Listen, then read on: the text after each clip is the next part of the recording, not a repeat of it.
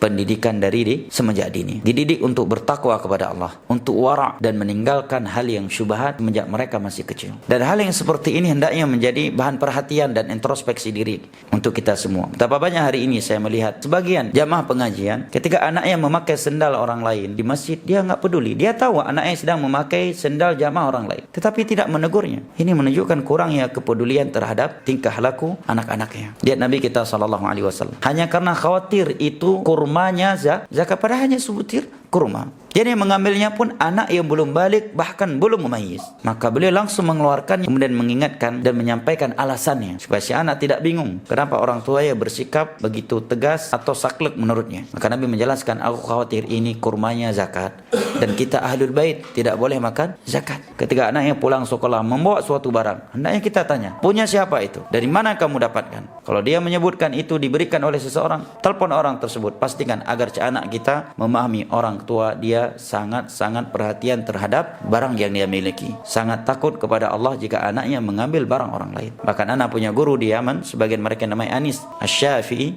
guru mustalah hadis dan nahw. Dia terkadang sampai datang ke asrama kita ingin konfirmasi, benarkah fulan memberikan ini kepada anak-anak? Kadang-kadang barang kecil cuma makanan, sampai ketika dia telah memastikan benar kita memberikannya, baru dia serahkan kepada anaknya, baru dia bolehkan anaknya memakannya atau menerimanya. Sehingga si anak untuk kedepannya mikir panjang kalau ingin membawa sesuatu yang itu bukan miliknya ke rumahnya, apabila dia mengambilnya dengan cara mencuri ataukah yang lainnya. Betapa banyak hari ini anak-anak yang tidak takut mencuri dan tidak takut membawa barang curian ke rumahnya. Kenapa? Karena dia tahu orang tuanya nggak peduli untuk itu.